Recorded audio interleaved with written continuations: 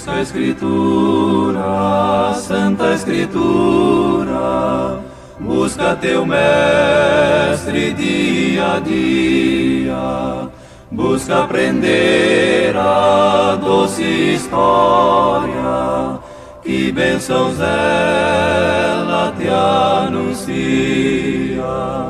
Vai indaga, o Rei ordena, pede ao Senhor a salvação. Bate hoje a porta em graça plena, ali terás real perdão. O estudo de hoje é Apocalipse, capítulo 1, versículo do 9 ao 20. Graça e paz da parte de Deus nosso Pai e também de nosso Senhor Jesus Cristo seja com todos vocês. Tudo bem com vocês? Meu nome é Flávio Vertello. Você está no canal Classe Bíblica Busca a Escritura. Um canal feito para as pessoas sinceras e que querem conhecer a verdade. E nós estamos na série do Apocalipse, a verdade. E você está aqui comigo e nós já, sem mais delongas, nós já vamos direto para o tema. Nós estamos no capítulo 1, já estudamos do versículo 1 ao versículo 8 e já nesse episódio nós vamos dar continuidade do versículo 9 em diante. Tá ok? Então vamos lá, meu querido, minha querida que está me acompanhando nessa série, nesse estudo. Abra suas Bíblias em Apocalipse, capítulo 1, versículo 9. E que Deus te abençoe. Diz assim no capítulo 1, versículo 9. Eu, João, que também sou vosso irmão, e companheiro na aflição, e no reino, e na paciência de Jesus Cristo, estava na ilha chamada Patmos, por causa da palavra de Deus e pelo testemunho de Jesus Cristo. Nesse versículo, meus irmãos, nós percebemos alguns detalhes muito interessantes. João se identifica como nosso irmão e também companheiro na aflição. A igreja primitiva era uma igreja de pessoas que morriam por causa da palavra de Deus. E com João não foi diferente. Ele sofreu muito. Segundo a tradição, ele foi primeiramente levado para um tacho de azeite fervendo, colocado ali, mas Deus o protegeu e ele saiu ileso. E não contente com isso, o imperador romano, Domiciano, o exilou na ilha de Patmos, que nós vamos comentar agora a seguir.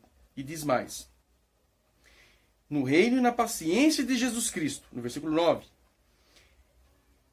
vírgula, estava na ilha chamada Patmos, por causa da palavra de Deus e pelo testemunho de Jesus Cristo. Por que João estava preso na ilha de Patmos, uma ilha que estava a cerca de 90 quilômetros de Éfeso? A Bíblia deixa claro que ele estava por causa da palavra de Deus. Mas qual é o problema a pessoa seguir a palavra de Deus? Tinha muito problema, sim. Porque naquela cultura romana, do Império Romano, as pessoas tinham que ir adorar o imperador. E segundo a palavra de Deus, não podemos ter outros deuses diante de nós. Lá em Êxodo, capítulo 20. E como tal, João, como um fiel adorador do Deus vivo, ele não se prostraria ante uma estátua do imperador. E por causa da palavra de Deus, por ser fiel à palavra de Deus, que condenava a idolatria, ele fora preso e levado para a ilha de Patmos. Por isso, ele estava lá por causa da palavra de Deus e também por causa do testemunho de Jesus.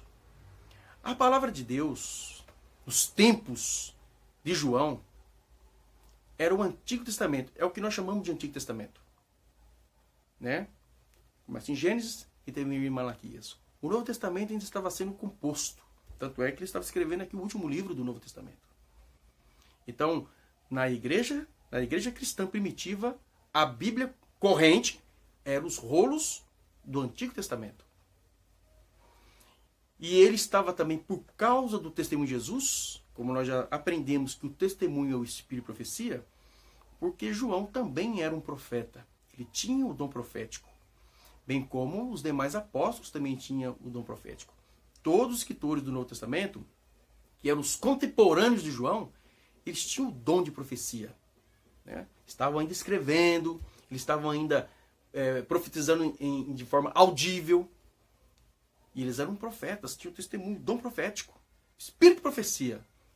Então ele estava sendo perseguido por causa da palavra de Deus, já da Bíblia formada no Antigo Testamento, e por causa também do dom de profecia, por eles dar um testemunho vivo e verdadeiro naqueles tempos que eles estavam vivos. No versículo 10 diz, do capítulo 1, eu, João falando de si, fui arrebatado em espírito no dia do Senhor. Isso aí nós vamos chegar lá na frente. Vamos entender o que significa esse dia do Senhor aqui. Tá?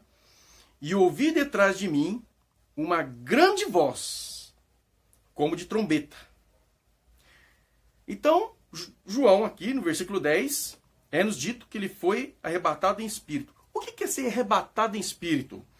É um êxtase profético. Ele estava numa situação, uma condição de êxtase profético, onde a percepção espiritual de João suplantou o natural.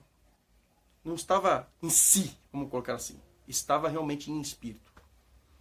Né? A percepção espiritual, ela suplantou a percepção natural. Êxtase profético. E diz que, nessa situação, nessa condição que ele se encontrava, no versículo 10 deixa claro que ele viu uma grande voz atrás dele, como de trombeta. Ou seja, uma voz muito forte, uma intensidade de voz muito alta, muito poderosa. E essa voz disse para ele assim, no versículo 11, que dizia, o que vês, escreve-o num livro e envia-o às 7 igrejas que estão na Ásia, região da Turquia, a Éfeso, a Esmirna e a Pérgamo, e a Tiatira, e a Sardes, e a Filadélfia, e a Laodiceia. Ou seja, a voz que estava atrás de João, uma voz que tinha uma intensidade muito forte, disse para ele, olha, João, o que você vai ver, o que eu vou lhe mostrar, registra, escreve num livro. A palavra livro, em grego aqui, é biblion. Isso te remete a alguma coisa, meus irmãos? É a palavra biblion. Né?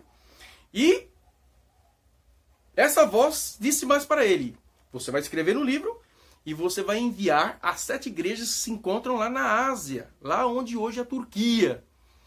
E aí, esse ser, ele coloca em ordem essa sequência dessas 7 igrejas. Obviamente que lá na Turquia ou Ásia, existiam muito mais.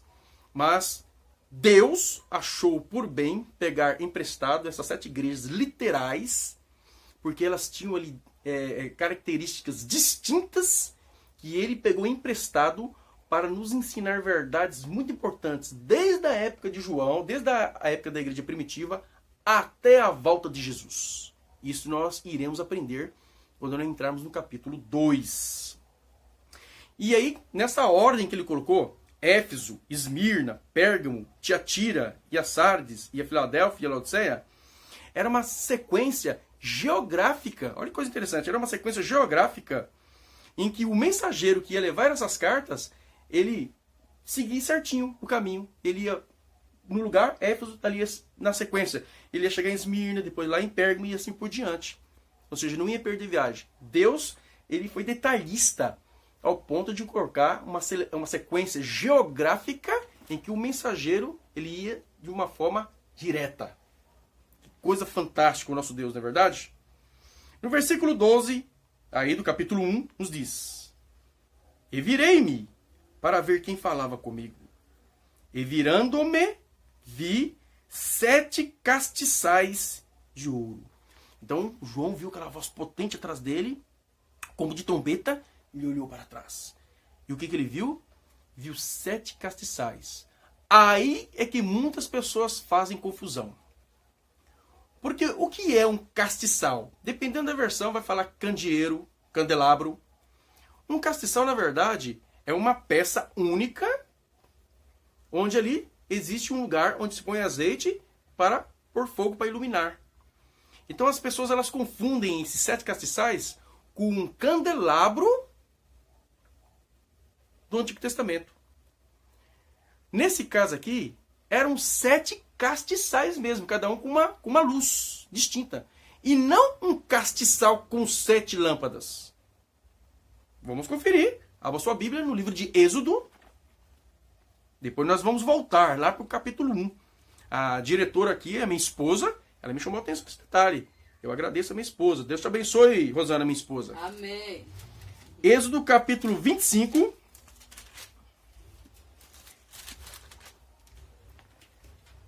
Versículo 32. Êxodo 25, 32. Olha só o que diz aí. Se referindo ao castiçal do tabernáculo. 25, 32. Diz: E dos seus lados sairão 6 canas. 3 canas do castiçal de um lado dele e 3 canas do castiçal do outro lado dele. Aqui é uma referência ao quê? Ao candelabro, ao castiçal que ficava lá dentro do santuário terrestre, né? Aquele de 7 lâmpadas. Tinha um direto, tinha 3 de um lado e 3 do outro, né? Que a pessoa chama aí, os judeus, né? Se não falha a memória, o menorá. Se não me falha a memória, é isso. Me corrijam nos comentários se eu estiver errado, né? Já nesse caso, não era um castiçal com 3 braços de um lado e 3 braços do outro. Eram 7 castiçais mesmos, ok? E diz mais no versículo 13: E no meio dos 7 castiçais, um semelhante ao Filho do Homem, vestido até aos pés de uma veste comprida e cingido pelo peito com um cinto de ouro. Uma veste sacerdotal. Tá? Versículo 14. E a sua cabeça e cabelos eram brancos como a lã branca, como a neve, e os olhos como chamas de fogo. Será que esse ser já apareceu alguma vez a algum dos profetas, lá no Antigo Testamento? Abra suas Bíblias no livro de Daniel, capítulo 10. Livro de Daniel, capítulo 10.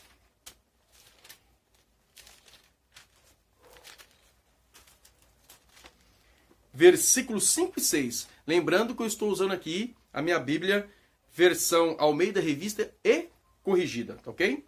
Olha aqui a visão que o profeta Daniel, que viveu cerca de 600 anos antes de Cristo, escreveu e relatou do que ele viu. Diz assim: E levantei os meus olhos, e olhei, e vi um homem vestido de linho, e os seus lombos cingidos de ouro fino de ufaz. A palavra ufaz é ilha do ouro. A palavra significa isso, tá? E o seu corpo era como turquesa, e o seu rosto parecia um relâmpago, e os seus olhos como tochas de fogo, e os seus braços e os seus pés como cor de bronze, acassalado. Na minha versão, acassalado. Na versão de vocês vai dizer polido, tá? As versões principalmente atualizadas, né? E a voz das suas palavras como a voz de uma multidão, voz forte. Olha só, né? Que coisa interessante. Mas também pode aí abrir também Daniel 7, livro de Daniel, capítulo 7, versículo 9, dando aí mais um pouco dessas características desse ser maravilhoso que apareceu para João. Capítulo 7, versículo 9, que diz assim: Eu continuei olhando, até que foram postos uns tronos, e o ancião de dias se assentou. A sua veste era branca como a neve, e o cabelo da sua cabeça como a limpa lã. O seu trono, chamas de fogo, e as rodas dele, dependendo da versão, falar ao redor dele, fogo ardente. Aqui, Daniel tendo uma visão da glória, da sublimidade de Deus o Pai, lá no santuário celestial, no início do juízo. Né? Nós percebemos que aqui, voltemos lá para o capítulo 1 de Apocalipse, versículo 14. Né? Então, as características que estão relatadas em Daniel, capítulo 10, versículos 5 e 6, e também Daniel, capítulo 7, versículo 9, as características são semelhantes. Né? Mas vamos ver o que diz no versículo 15. Ainda se falando desse ser que apareceu para João. E os seus pés, semelhantes a latão reluzente, como se tivesse sido refinado numa fornalha. E a sua voz, como a voz de muitas águas. Percebe que lá Daniel, se referindo à unção de dias, fala voz como de grande multidão. Abra suas Bíblias em Ezequiel, livro de Ezequiel, Antigo Testamento, capítulo 1, versículo 24.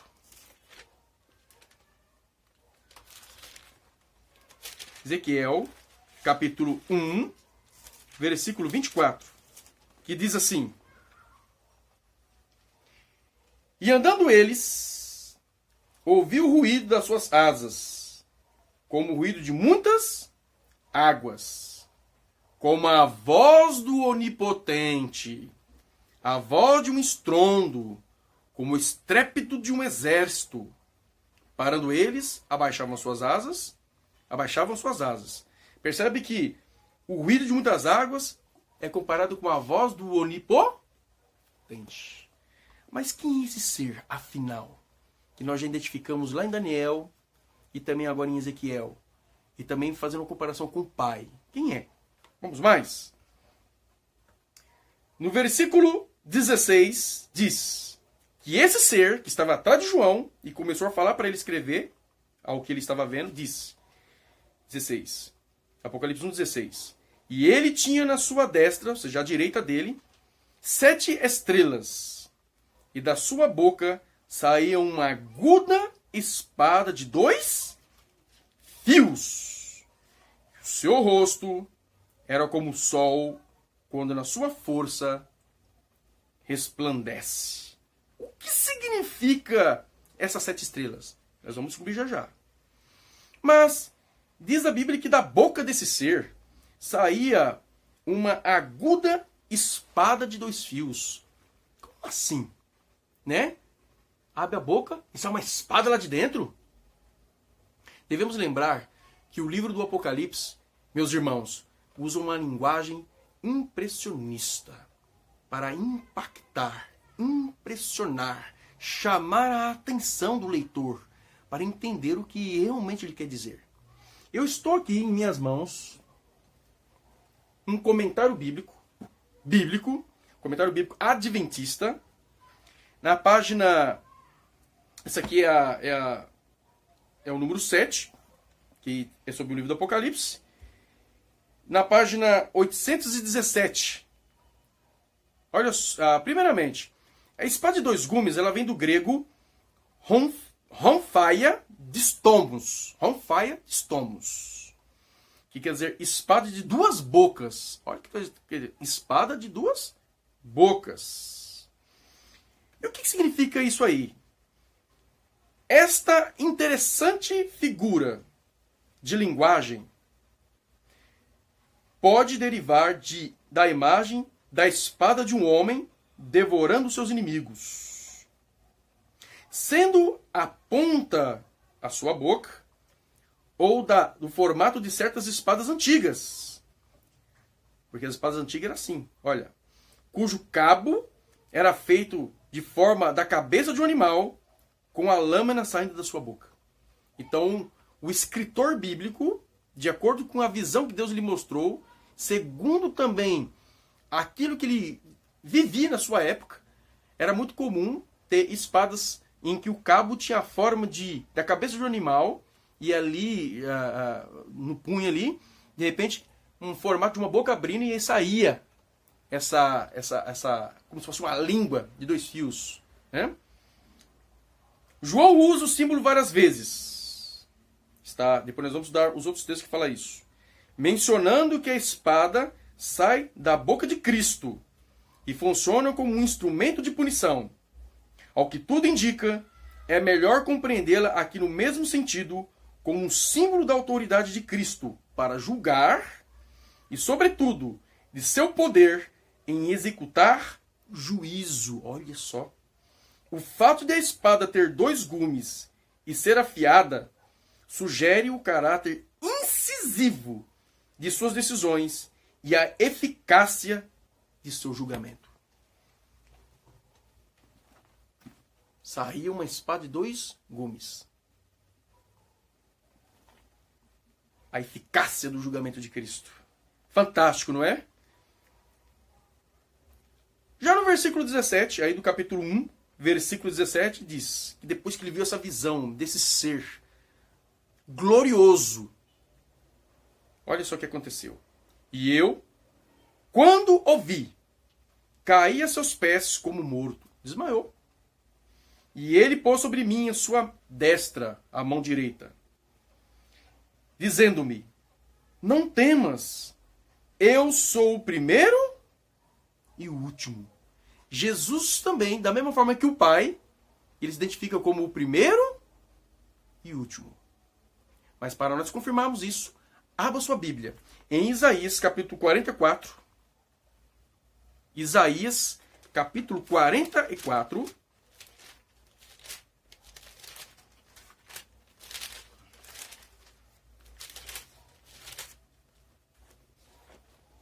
Versículo 6. Olha só o que diz a palavra de Deus, em Isaías 44, 6. Assim diz o Senhor, Rei de Israel e seu Redentor, o Senhor dos exércitos, eu sou o primeiro e eu sou o último, e fora de mim não há Deus. Jesus também é Deus, juntamente com o Pai e com o Espírito Santo. E ele se identifica como nosso Redentor, o Senhor dos Exércitos. Mas podemos ir em outro texto também. Abra suas Bíblias. Aí também em Isaías, capítulo 48, versículo 12. Isaías 48, 12, que diz: dá-me ouvidos, ó Jacó, e tu, ó Israel, a quem chamei, eu sou o mesmo, eu o primeiro, eu também o último.